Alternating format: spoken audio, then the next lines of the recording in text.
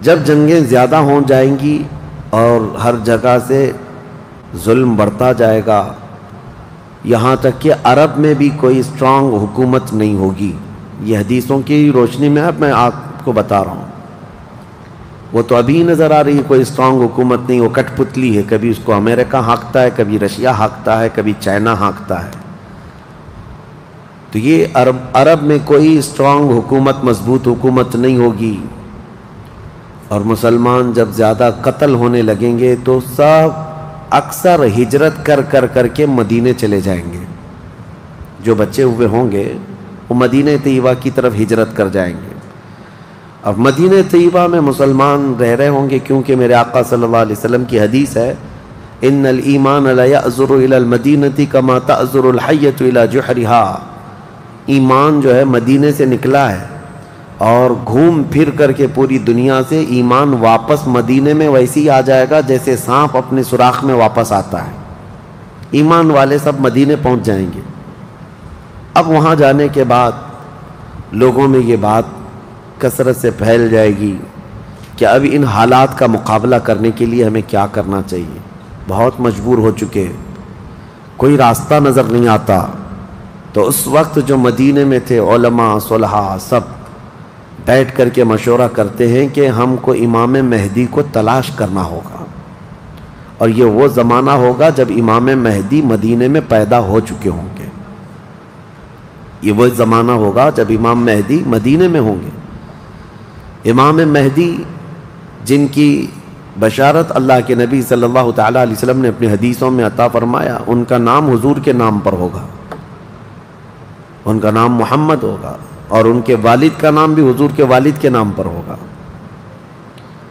اور اللہ کریم کی طرف سے بھیجے جانے والے اس روئے زمین کے وہ آخری خلیفہ راشد ہوں گے. مدینہ طیبہ میں وہ ہوں گے لیکن وہ اپنے آپ کو چھپا کر کے رہ رہے ہوں گے. اب لوگ جب انہیں تلاش کرنے ہوں گے، اس دوران کئی جھوٹے مہدی بھی تیار ہوں گے، کیونکہ امام مہدی کا چیپٹر سب نے پڑھا ہے. جھوٹے مہدی دعویٰ کریں گے لیکن مار کھائیں گے، مریں گے، جیلوں میں جائیں گے. یہ جھوٹے مہدیوں کا یہی ہوتا رہے گا. امام مہدی اپنے آپ کو چھپا رہے ہوں گے کہ کہیں لوگ مجھے پکڑ کر حاکم نہ بنا لیں، امام نہ بنا لیں. اب لوگ جب تلاش زیادہ کر دیتے ہیں تو پھر امام مہدی کو کچھ لوگ مدینہ طیبہ میں پہچاننے لگتے ہیں. تو امام مہدی مدینہ چھوڑ کر مکہ آ جاتے ہیں، مکہ ہجرت کر کے آ جاتے ہیں. اپنے آپ کو چھپا کر کے رہ رہے تھے مکہ مکرمہ میں.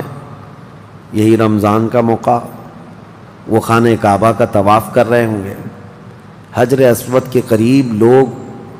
اچھا یہ بھی میں بتا دوں، جتنے دنیا میں ابدال، اقطاب، اولیاء ہوں گے وہ سب ہجرت کر کے اس وقت مکہ میں پہنچے ہوں گے. مکہ میں سارے اولیاء ہوں گے اس وقت. اور طواف کے دوران سب لوگ پہچان لیں گے امام مہدی کو اور ان کو پکڑ لیں گے اور ان کا ہاتھ پکڑ کر سارے لوگ کہیں گے اب ہم آپ کے ہاتھ پر بیعت کرتے ہیں، آپ امام برحق ہیں اور آپ ہمارے حاکم ہو جائیں. امام مہدی منع کر رہے ہوتے ہیں. اسی وقت آسمان سے ایک آواز آتی ہے.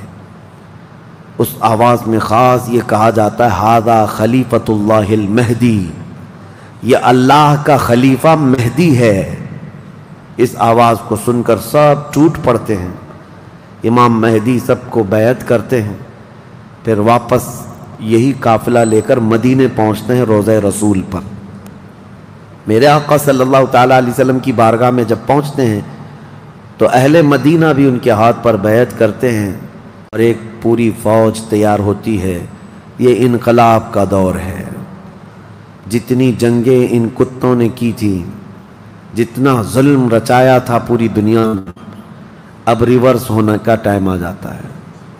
حضرت امام مہدی اس فوج کو لے کر ملک شام کی طرف جاتے ہیں. حالات ملک شام کے ایسے ہو چکے ہوں گے کہ ملک شام میں عیسائیوں کی حکومت قائم ہو چکی ہوگی.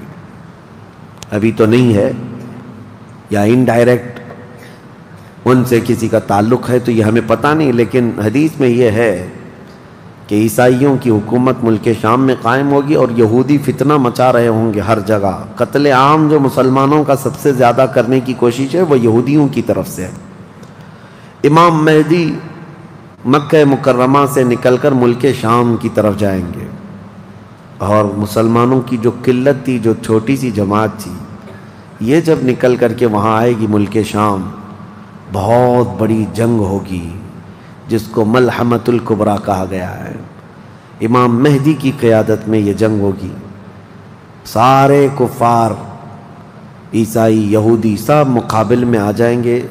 ان کی تعداد جو حدیث میں بتائی گئی ہے وہ 80 جھنڈوں کے نیچے آئیں گے اور ہر جھنڈے کے نیچے 12,000 لوگ ہوں گے. اور یہ مسلمانوں کی نہیں ہے، یہ کفار و مشرکین کی. تقریباً یہ 9,60,000 کی تعداد بنتی ہے کفار و مشرکین کی. 9,60,000. مسلمانوں کی تعداد کتنی ہوگی یہ تو نہیں پتا. اس کے بعد جنگ جب شروع ہوتی ہے، پہلے دن مسلمانوں کا 1/3 حصہ میدان چھوڑ کر بھاگ جاتا ہے. جو کمزور دل تھے وہ چلے جائیں گے. اور ان کے متعلق کہا گیا ہے کہ یہ ایسے لوگ ہوں گے جن کی توبہ کبھی نہ قبول ہوگی اور روئے زمین کے سب سے بدترین لوگ ہوں گے. وہ سب سے بدترین لوگ ہوں گے جو میدان چھوڑ کر بھاگ چکے ہوں گے. 1/3. دوسرے دن 1/3 شہید ہو جائیں گے، قتل ہو جائیں گے. تیسرے دن اللہ تعالیٰ اس مومنین کی قلیل جماعت کو فتح مبین عطا فرمائے گا. اور اس کے بعد ملک شام کے سارے انتظامات امام مہدی کے ہاتھ میں ہوں گے. دمشق جب وہ آئیں گے، دمشق کی جامع مسجد سے امام مہدی اپنے انتظامات و انصرامات کو سنبھالیں گے. پھر وہاں سے امام مہدی اسی فوج کو لے کر قسطنطنیہ جو موجودہ استنبول ہے اس کو فتح کرنے کے لیے نکلیں گے. اس وقت وہ بھی عیسائیوں کے ہاتھ میں ہوگا. اب جب امام مہدی یہاں آئیں گے، صرف ایک ہی دن میں قسطنطنیہ یعنی استنبول فتح ہوگا. اور اس کی بھی کیفیت بتائی گئی ہے، مسلمانوں کے صرف نعرے تکبیر سے فتح ہوگا. صرف اس لیے کہ ایسی ہیبت طاری ہوگی ان کفار و مشرکین کے دلوں میں. پورا شہر فتح ہوگا. امام مہدی یہ شہر فتح کر کے واپس ملک شام آئیں گے، دمشق میں آئیں گے. اب یہ وہ وقت ہوگا جب امام مہدی مسجد سے انتظامات و انصرامات سنبھال رہے ہیں. اور کثیر جنگیں اس وقت بھی ہوں گی، لیکن ہر جنگ میں اللہ تعالیٰ امام مہدی کو فتح عطا فرمائے گا. ہر جنگ میں. اور یہودی دسیسہ کاری کر رہے ہوں گے، امام مہدی کو ختم کرنے، قتل کرنے کی بہت کوششیں کر رہے ہوں گے. پھر امام مہدی ان یہودیوں سے لڑتے رہیں گے. اس وقت اللہ کی بارگاہ میں امام مہدی بھی دعا کرتے ہیں کہ مولا ان ظالموں سے ہمیں نجات عطا فرما. اور یہودی بھی جگہ جگہ اس بات سے پریشان ہوں گے کہ امام مہدی نے ان کا بیڑا غرق کر رکھا ہے. جہاں جاتے مقابل میں یہ شکست کھاتے ہیں، مر جاتے ہیں، اور ان کے مقابل میں کوئی آ نہیں پا رہا ہے. تو پھر ایران کے ایک علاقے میں یہ یہودی کثرت سے دعا میں مشغول ہوں گے. یہ وہ زمانہ ہوگا جب عراق اور شام کے بیچ میں دجال ظاہر ہوگا. دجال جس کے متعلق حدیث پاک میں تفصیلاً بہت ساری باتیں آئی ہیں. دجال آئے گا، وہ ایک آنکھ سے کانا ہوگا. آنکھیں دونوں ہوں گی، ایک آنکھ اس کی نظر آئے گی اور اس کی آنکھ کے کنارے کافر لکھا ہوا ہوگا جس کو مسلمان دیکھ کر پہچان لیں گے. اور وہ بڑا بھاری بھرکم طاقتور ہوگا اور اللہ تعالیٰ اس کو بہت سارے خارق عادات چیزیں عطا کرے گا.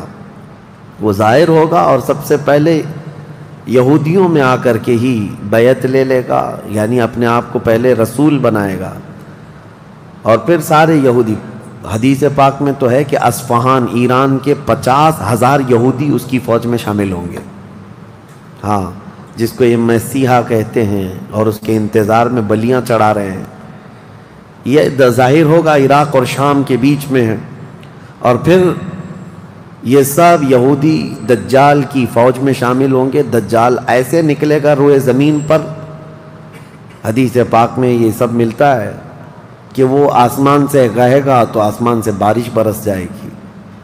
زمین سے سبزہ نکلنے لگے گا، کسی کو مار کے دوبارہ زندہ کر کے دکھائے گا، یہ سب چیزیں وہ کر کے دکھائے گا، یہاں تک کہ چلتے چلتے زمین سے کہے گا تیرے اندر جتنے خزانے ہیں نکال، زمین پورے خزانے باہر کرے گی، اور جب وہ آگے چلتا رہے گا تو یہ خزانے شہد کی مکھیوں کی طرح اس کے پیچھے جھنڈ کی طرح چلتے ہوں گے خزانے، اور دنیا کے لالچی لوگوں کو ایک سکہ ہی چاہیے بس، جس کے پاس مال ہے اس کے پیچھے غلامی ہے۔ بہت بڑا فتنہ ہوگا، بہت بڑی آزمائش ہوگی، لیکن جو ایمان والے ہیں حدیث میں ہے اس دن بھی وہ نہیں بہکیں گے، اس دن بھی وہ نہیں بہکیں گے، وہ غضب کا ایمان ہوگا ان لوگوں کا۔ حضور صلی اللہ تعالیٰ علیہ وسلم نے فرمایا دجال کے فتنے سے مقابلہ کرنے والے جو مومن ہوں گے نا، اس کا فتنہ دیکھ کر کے بھی ایمان پر قائم ہوں گے، ان کے لیے حضور نے فرمایا وہ بغیر حساب کے ہی جنت میں جائیں گے، ان کا حساب نہیں ہوگا، وہ بنا حساب کے جنت میں جائیں گے۔ تو دجال روئے زمین پر گھوم رہا ہوگا اور فتنہ مچا چکا ہوگا، اور پہلے تو رسول کہتا رہا، اس کے بعد پھر خدائی کا دعویٰ کرے گا کہ میں خدا ہوں۔ اس کی خدائی کو ماننے والے وہ یہودی بھی ہوں گے، عیسائی بھی ہوں گے، بہت سارے مسلمانوں میں بھی گمراہ ہو چکے ہوں گے، جن کا پہلے سے ایمان مضبوط نہیں تھا وہ اس کے پیچھے چل پڑیں گے، وہ ہزاروں کی تعداد میں لوگوں کو کافر بنا چکا ہوگا۔ میرے عزیزو، دجال تو بہت بڑی بڑی چیزیں دکھا رہا ہے، آسمان سے بارش برسا کر کے، زمین سے سبزہ اگا کر کے، اور اس وقت کئی لوگ گمراہ ہو جاتے ہیں۔ یہاں تو چھوٹی موٹے باباؤں کے پیچھے ہی گمراہ ہوتے ہیں، آج تو چٹھی نکال کر دکھا رہا ہے بابا، تو بھیڑ لگ چکی ہے کہ تم کیا کھائے ہو، کیا پیے ہو، کیا سوچ رہے ہو، چٹھی میں نکال کر کے دکھاؤں گا۔ چٹھی والے بابا کے پیچھے ہی ہزاروں چلے جاتے ہیں، تو دجال والے بابا کے پیچھے کتنے جائیں گے؟ لیکن حدیث پاک کی روشنی میں مفسرین نے، محدثین نے فرمایا کون لوگ اس دن محفوظ رہیں گے، کون لوگ اس دن محفوظ رہیں گے؟ دجال کی شکل جیسی بھی ہو، لیکن وہ جو چیزیں خارق عادات